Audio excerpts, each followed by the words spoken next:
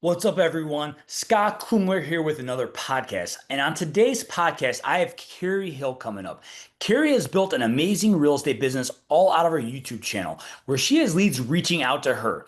You heard that right. She doesn't have to cold call leads to get business. Leads are reaching out to her from her YouTube channel, asking her to help them buy or sell a home.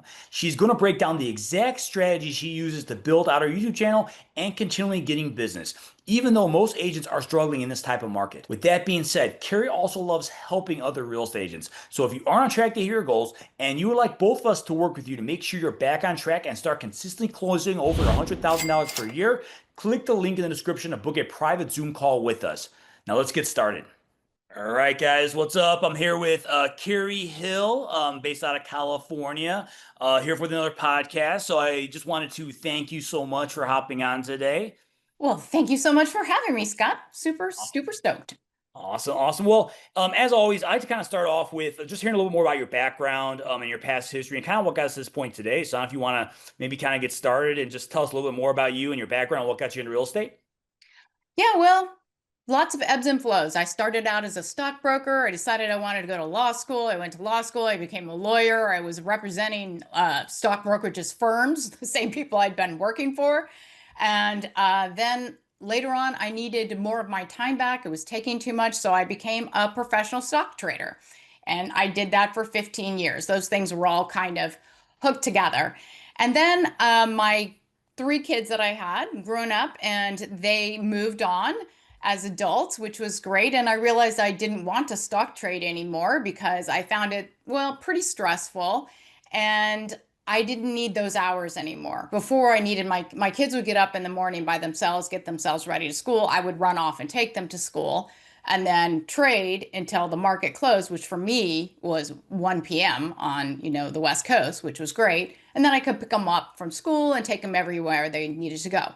So I did that. And then I decided I didn't want to do that. And I actually took a pause and thought, what do I really like? And I realized that I really like fixing up homes. I liked renovating. I had built a home before. I liked every home I ever went into was all about what could we do to this house? How would this house look better? I just thought that was fun. So I thought I would flip houses. And that made me think, oh, maybe I should get a real estate license. And the reason is because I hate to make appointments. And I knew if I was going to go around looking at all the houses in the area to find out what to buy so I could flip it, I was going to have to make appointments with realtors. And it's something I hate. You can probably tell I don't get my hair cut enough because I hate making appointments. And so I thought, hey, why don't I just become a realtor? And I looked into the laws around that and I found out that since I'm a lawyer in California, I did not actually have to take any of the real estate courses. So I didn't have much of an excuse at that point. All I had to do was take the exam. So I did study for the exam. It's been a long time since I was in law school and took property classes. So I studied for about a month, took the test and passed it. Didn't think it was an easy test. I thought it was challenging, but I was thrilled to have passed.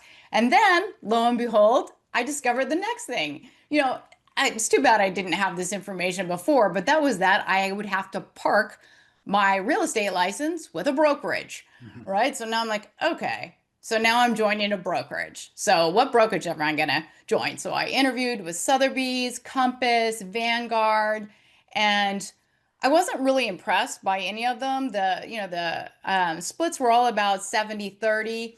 And then they'd say, yeah, and then there's the 6% franchise fee. I'm like, what? What's that? This is my attitude, right? So that's not 70-30, and I'm doing the math backwards. That's 64-36, right? So I'm like, this doesn't sound great. And then there was like a $2,000 E&O the day I walk in the door. And then I said, okay, so where would I get training? Well, you have to go buy it. And they told me like some course that would cost me $2,500. And then it's just kind of like I was going, so what are you doing actually, except for giving me a name? Mm. So that was when I was like, you know what, I'm going to go look in other places. And I ended up doing a lot of research online, landed on EXP, liked the whole thing that EXP had to offer. And because I was so into it, I knew that picking a good sponsor could potentially make a big difference to my career. And so I spent a bit of time doing that as well. Landed on Mike Sherrard's material, thought, hey, you know what? I could do YouTube. That sounds like fun. I'd do that. And so I signed up with Mike and started doing YouTubes about 3 months later, I'd say. A bit of onboarding and stuff going on, and honed to YouTube, started doing it, and got my first client in about 3 months. It was a $3 million buyer. So I live in an expensive area, so that was very helpful. But what I found immediately from taking this buyer around is I really liked the person. I enjoyed spending time with them. And about right then, I decided I'm not going to flip any houses. I'm just going to do this job. It basically, I spent 15 years working all by myself, and I was happy to be out and about. And it was after the COVID thing. I started in 2022 Mhm. and took off from there. Nice. Nice, awesome. So obviously you started in YouTube and which is amazing because I mean YouTube is obviously one of the hottest lead sources out there that I think a lot of agents don't take advantage of. And I think most of it is because a lot of agents are kind of intimidated on video, right? I mean, they're afraid of being on camera, they don't want to record themselves, they're always like overanalyze themselves. When you first started doing your YouTube videos and your channel, what were some of the obstacles that you had to overcome from like a mental standpoint to kind of like go out there and post the videos and actually be consistent with the activities that you're supposed to be doing? Yeah, that's a really good question. First thing, I feel really lucky that I had done the Social Agent Academy with Mike because I'm a bit of a perfectionist. And had I not done that, I'm not sure I'd have gotten it off the ground. But instead, I would film things, which were awful, absolutely awful. But I would film things and then I would like go get a cup of coffee and I would say over and over in my head, done is better than perfect. Done is better than perfect. Done is better than perfect. And let it go and go ahead and go through the process and post it. But so it was also intimidating if you're in a town where there are already other YouTubers that are successful at your town. And I thought that that would be a huge obstacle. But again, I got from Mike that people reach out to you because it's you. They resonate with you. And we're not all the same people. We're all different people. And so it's worth it, even in a town that has a lot of YouTubers, to put yourself out there and just to try to be authentic. So I guess I was sort of authentic in the beginning, but in a weird way. And as time went on, I could see that I could talk in front of this camera all by myself alone and actually be just like I am, Mhm. just like me. And that was a really fun move to make, to go from just getting through it, done is better than perfect, to just talking to people in Mhm. front of a camera just the way I normally do. And that became even fun to just film it too. Nice, nice.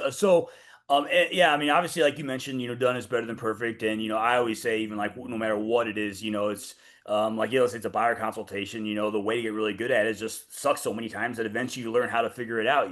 So, now when it comes to like what type of content you record, because I've seen a lot of different YouTube channels and they all record a lot of different content. Whether it's property tours or whatever. What with your YouTube channel, what typically do you find is the most impactful videos that you make, or which videos do you prefer making the most when it comes to YouTube? Yeah, that's I started out doing the normal pros and cons of Tiburon. I'm kind of lucky because my county has 27 little towns and cities in it with all their sweet little towns. So pros and cons of Tiburon, pros and cons of Corte Madera, pros and cons of San Rafael, just goes on and on. So I had a lot of things that I could reach out and then I could go back and do all top 5 tips about, right? About all these things. So I had a lot of content, which I did do that. And I did walking tours of the downtowns. Those actually got the most views. But, it's in this whole thing about the most views and what actually converts is just completely different. So the ones with the most views because of walking tours, those are by and large just tourists. Mhm. They aren't actually looking to buy or sell a home, they're just visiting the area. And so the views go up, but that doesn't actually, land as a client for me. So over time, once I had done that content and it was already out there, it is evergreen. So those things still get views, but eventually I shifted more to market reports, to doing content about my market and from the prior month. So every month now I do a market report that's all of Marin County. Then I do one that's just the single family homes. And then I do one that's just condos and townhouses. And then I do a general one. And the general ones I do now isn't even about Marin County. It's like, how do you find a good buyer's agent? It's appealing across to anybody, in any location. But I have found that I really like doing the market reports because now where I am in this place in my business, it's pretty easy. I actually film them all the same day. I should change my shirt. I don't. But I should. And then I lay them out once a week. When I first started YouTube, I did consistently 2 videos a week. And then after time, when I had enough, people in my database and enough people popping up that needed business, then I narrowed it down to just one, which is very comfortable for, like I said, I really do film them all the same day. I do pull all my stats from my MLS, so they're very fresh, right? That I'm right on top of it. And another thing I do is I have a landing page for my newsletter. And in the newsletter, so every time I'm doing one of those, I'm telling people about my newsletter. And that is a huge source of leads for me, of people who sign on for my newsletter. And why do they sign on? They sign on because I give them some information they just actually can't find anywhere. And that is where I mean, sure, everybody has something that would be hard to find in their own area. But in my area, it's if you're not an agent, it's very hard, first of all, to have a list of the homes that sold the prior month. There's like only one list of that. And if you didn't know about finding that from the county of Marin, you don't know which homes sold. So I go on to my MLS. I gather up all of those homes. I put them into my own spreadsheet, and then I do a little math on them. And this is why I can say you won't find it anywhere else.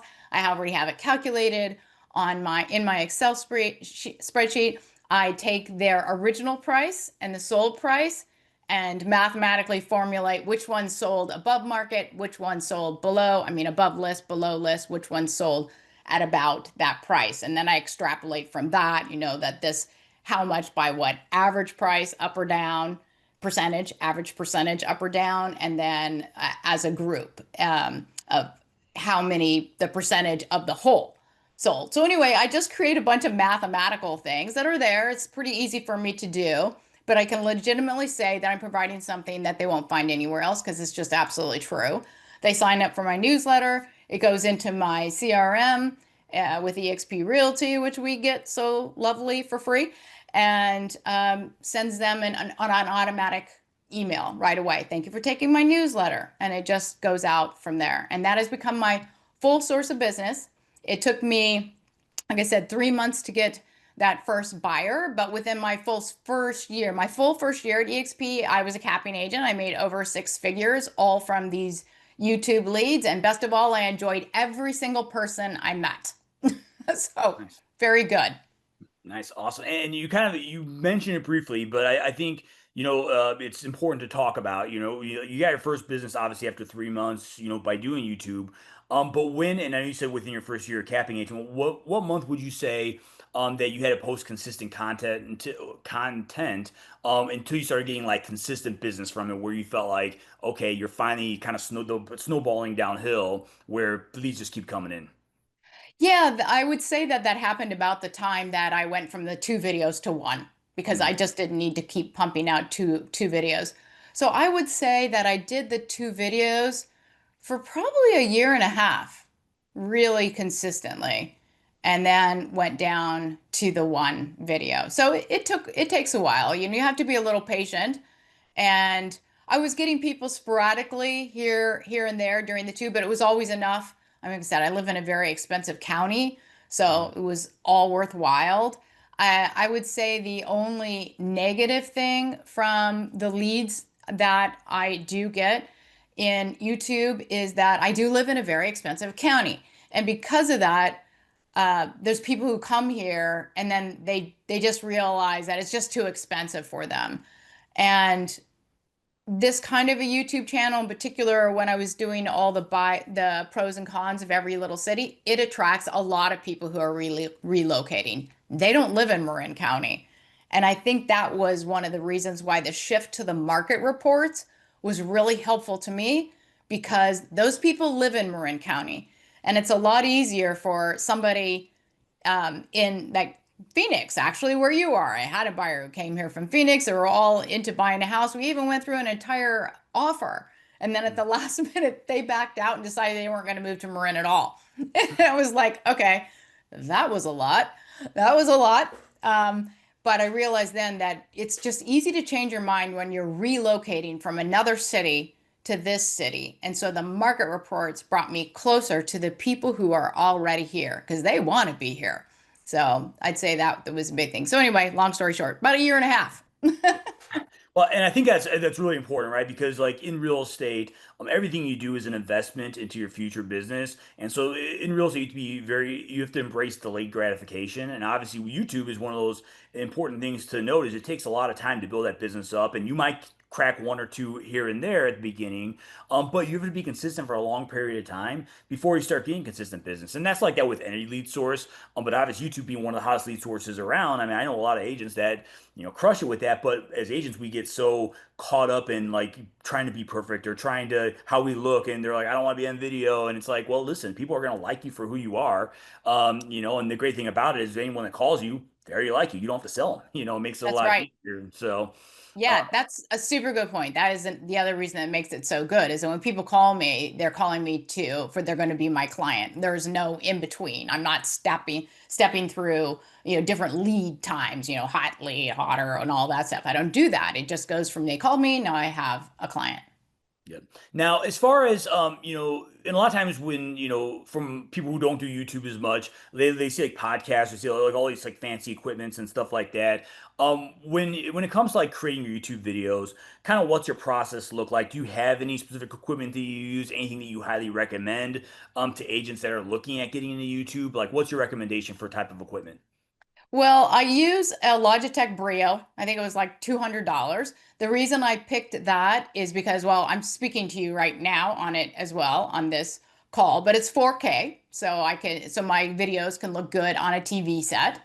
And it's super simple. It's just what I use all the time, so I don't have to pull out a camera. At first, I did that. I actually even bought a camera and I put it on a stand and I had, lights set up in another room. And I realized after it recorded, I had to like pop a chip out and go stick that in my computer. And I was like, I can't do that. I just don't want to do that. So I settled on what I have now, which is my lights are here. I'm at my desk. This is my desk. My lights are right in front of me. They're all ready to go. All I do is turn them on. I don't usually sit with these lights on. It won't be this bright when we're done with this call. I have my Logitech is all ready to go, and I pick up a Rode. I have a Rode, or is it Rode? I don't know, Rode microphone right below me because sound is really important. Of Mm, all things that you do on YouTube, it's got to be sound, mm, right? So I have that going. The Logitech works, and when I record, I record. I actually use Wondershare Filmora as my platform to record. And again, it's just ease of use because when I record it, it's already on my computer. So mm. I think you know what? Yeah, I edited my own stuff for a year and a half as well. And so I just wanted it already on my computer. I didn't want it. Now I assume you can do some Bluetooth and stuff now that I wasn't doing at the time to get it onto your computer. But I like having the actual MP4 there. And so I was editing it on Wondershare Filmora, which has one feature that I love so much. And I don't even think CapCut has it. I know they go about it a different way, but that is that it cuts out empty space, right? So I could go, hi, I'm Carrie Hill. And I like don't remember what I have to say, so I could just be silent. And at the end, I just cut it out. So I learned very quickly not to move. That's the big thing, right? So if I'm going to say something and pause, it's like not move during the pause. So I could cut out the pause and my head didn't bobble or something too. So that's kind of what I learned how to do. But each time I figured out one of those little things, how to make this more seamless, my time went down. So my first video, I spent 2.5 days on it, filming it and editing it. And then even by the end of the year and a half, when I was still editing, that whole process fell to about 3 hours. And that was virtually all editing. And then I started to batch on my content on the same day too. Originally I was doing everything once a week. And that takes a big day. So like something like you were saying, it's all one way of getting a lead or another way, right? So there wasn't a big cost to setting up on YouTube, but it was a big cost to my time, right? It was a lot of time. And so I chose to go down that path. Yeah, there's some expenses, they're kind of minor, but then I ended up hiring an editor. So my Mm, expenses went back up, but I also gained back 20 hours a week. mm. Yeah. Now I know you mentioned obviously you joined EXP and you joined underneath Mike Sherrard, and obviously Mike Sherrard's got some amazing coaching and training in social media space as well too. So if someone wants to contact you because they want to kind of start a YouTube channel or they want to kind of get more involved in social media and they want some help when it comes to creating video, what's the best way for them to get a hold of you and ask for some help from you? Well, probably the best way is email. I don't answer my phone unless I know who it is. So as soon as I have a client, they go immediately into my phone, so that I answer the phone from them because there's so much spam out there. And when you're on YouTube, everybody wants to sell you SEO. Just every single person, I must get 10 emails a day, but I go through my emails anyway. So my EXP email is just my name, Carrie, which is with a K, Karrie. I know I spell it different than other people. Carrie Hill at EXP Realty. Carrie dot Hill, actually, Carrie dot Hill at EXP Realty. But I also have all my other information on my website, which is called smartagentalliance.com. Smart Agent Alliance. That's when I'm working with other agents. I send them there because it has our value package as well as the links for a call and also a webinar. It's all there. Smartagentalliance.com.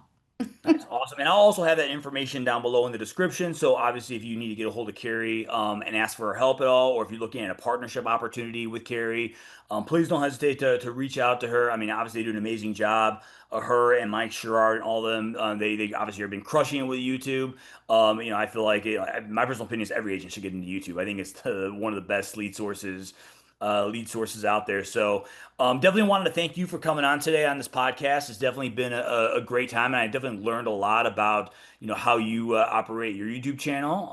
And so yeah, I appreciate you coming on and spending some time with us today. Thank you so much, Scott. It was my pleasure to be here. It was a great time. Thank you. Okay, awesome. Bye, guys.